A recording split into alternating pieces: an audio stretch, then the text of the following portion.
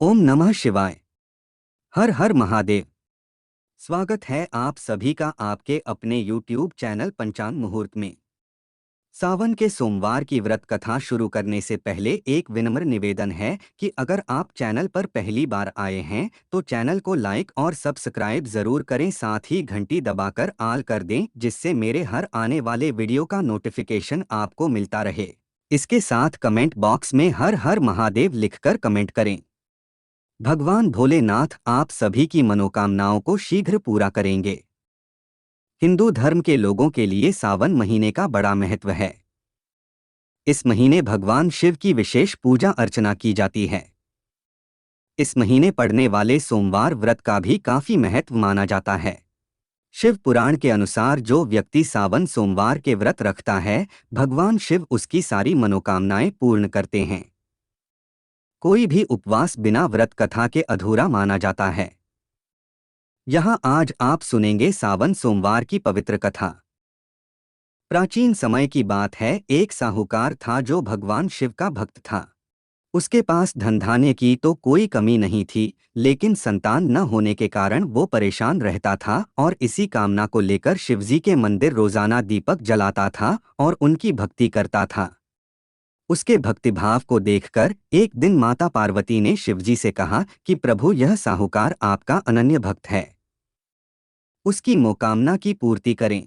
शिवजी बोले कि हे पार्वती, इस साहूकार के पास पुत्र नहीं है, जिस कारण ये दुखी रहता है। माता पार्वती ने आग्रह किया कि हे ईश्वर, कृपा करके आप इसे पुत्र रत्न का वरदान दे दीजिए। तब भोलेनाथ ने कहा कि हे पार्वती, इसके भाग्य में पुत्र का योग नहीं है। ऐसे में अगर इसे पुत्र प्राप्ति का वरदान मिल भी जाए तो उसका पुत्र केवल 12 वर्ष तक ही जीवित रहेगा। यह सुनने के बाद भी माता पार्वती ने भगवान शिव से साहूकार को पुत्र का वरदान देने के लिए आग्रह किया। माता के बार बार कहने से भोलेनाथ ने साहूकार को पुत्र का वरदान दिया, लेकिन साथ ही ये भी बता दिया कि वह पुत्र केवल 12 वर्ष तक ही जीवित रहेगा। साहूकार ने सारी बात सुनी, इसलिए उसे न तो खुशी हुई और न ही दुख। वह तब भी पहले की ही तरह भोलेनाथ की पूजा अर्चना करता रहा। भगवान शिव की आशीर्वाद से साहूकार को सुंदर से बालक की प्राप्ति हुई। परिवार में खूब हर्षोल्लास मनाया गया, लेकिन साहूकार ने बालक की 12 वर्ष की आयु का जिक्र किसी से भी नहीं किया। जब बालक 11 वर्ष का हो गया, तब एक दिन साहूकार की सेठानी ने बालक के विवाह की इच्छा जताई। तब साहूकार ने कहा कि वह अभी बालक को पढ़ने के लिए काशी जी भेजेगा। साहूकार ने बालक के मामा जी को बुलाया और कहा कि इसे काशी पढ़ने के लिए ले जाओ और रास्ते में जहाँ जहाँ रुकना वहाँ यज्ञ करते और ब्राह्मणों को भोजन कराते हुए ही आगे बढ़ना। साहूकार की आज्ञा का पालन करते हुए बालक के मामा ने ऐसा ही किया। मार्ग पर आगे बढ़ते हुए वो दोनों ऐसी जगह पहुंचे जहां राजकुमारी का विवाह था। जिससे राजकुमारी का विवाह होना था वह एक आंख से काना था। लड़के के पिता की नज़र अति सुंदर साहूकार के बेटे पर पड़ी तो उनके मन में आया कि क्यों न इसे ही घोड़ी पर बिठाकर शादी का कार्य संपन्न करा लिया जाए। तो उन्होंने साहूकार के बेटे के मामा से बात की और कहा कि इसके बदले में वह अथाह धन देंगे, जिस पर वे राजी हो गए।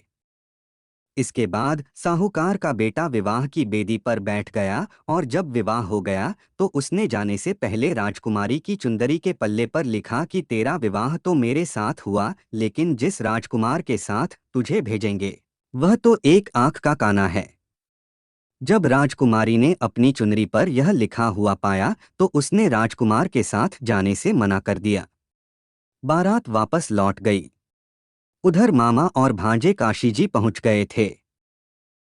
एक दिन जब मामा ने यज्ञ रचा रखा था और भांजा बहुत देर तक बाहर नहीं आया, तब मामा ने अंदर जाकर देखा कि उसके भांजे की तो मृत्यु हो चुकी है।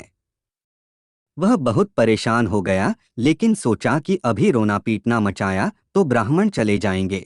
उसने यज्ञ का कार्य पूरा किया और फिर भांजे के जाने के दुख में रोना पीटने लगा। उसी समय शिव पार्वती उधर से जा रहे थे तो माता पार्वती ने शिवजी से पूछा, हे प्रभु, ये कौन रो रहा है? तभी उन्हें इस बात का पता चला कि ये तो साहूकार का पुत्र है, जिसकी उम्र केवल 12 वर्ष तक ही थी। तब माता पार्वती कहती हैं कि हे स्वामी, इसे जीवित कर दें, अन्यथा रोते रोते इसके माता पिता के प्राण निकल जाएंगे। माता पार्वती के बार बार आग्रह करने पर भोलेनाथ ने उसे जीवन दान दे दिया।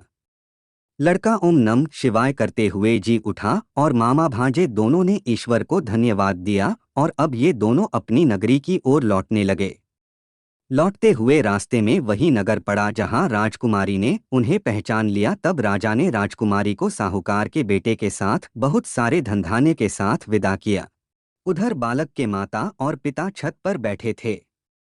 उन्होंने यह प्रण ले लिया था कि यदि उनका पुत्र सकुशल न लौटा तो वह छत से कूदकर अपने जीवन त्याग देंगे।